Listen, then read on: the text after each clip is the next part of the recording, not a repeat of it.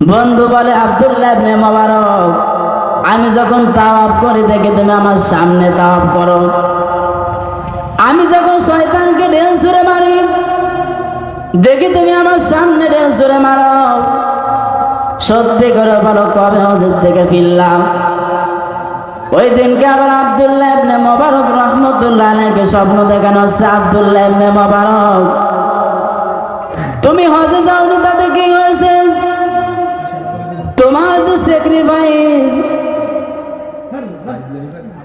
তুমি যেটা করলে এটা আল্লাহ তাআলা এত বেশি পছন্দ করেছেন।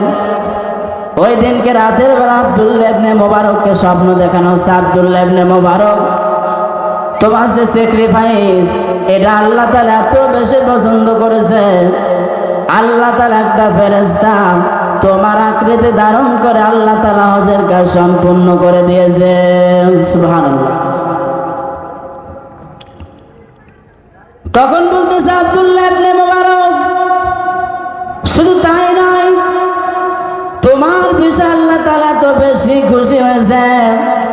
এই আরাফাতের ময়দানে যতগুলো মানুষ হজ করতে এসেছিল আল্লাহ তাআলা সকলের হজকে কবুল করে নিয়েছে।